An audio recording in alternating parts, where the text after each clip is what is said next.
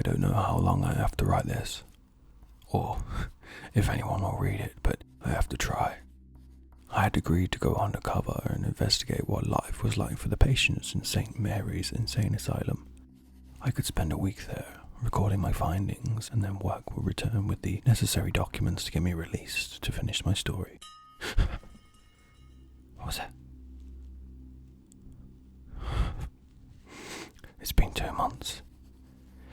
The patients here are either as sane as I am, or completely gone, acting irrationally and living in fantasy worlds. When I tell them I don't belong here and explain my story, they laugh at me, saying they've heard every line in the book.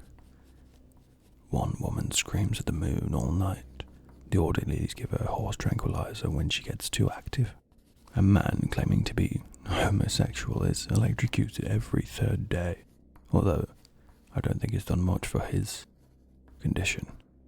An elderly woman kept forgetting where she was and panicking when the real world of the dirty asylum set in. They took her into a back room and she'd be in a daze ever since. I mean, Christ, it's 1962. We should have better, more modern techniques for helping mental illness. They lock people in dark rooms to calm down. Rats run down the hallways and nibble on us every night. I've seen every fellow patient here beaten for minor infractions. I have to get out. I have to tell the world really what's going on here. Those people are much worse off than they started. I'd be shocked to find anyone who's improved in these conditions. I've tried to escape 2 times already.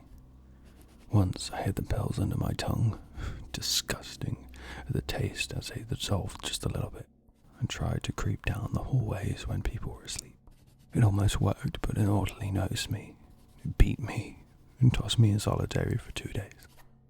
The second time I punched a guard out. I almost made my escape, but of course the door wouldn't be locked at night.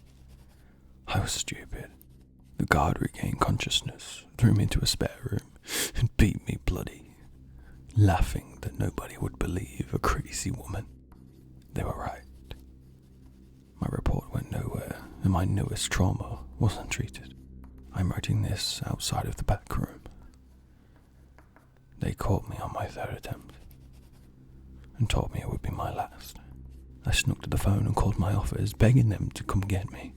They laughed. The man in charge had forgotten all about me. Something about staff reconstruction. The paperwork was long gone. They'd have to write it all from scratch. The room I'm outside has 1 chair, straps, and an ice pick laying next to a hammer. I hope they come soon. I'm not sure how much of myself will be left when they get here.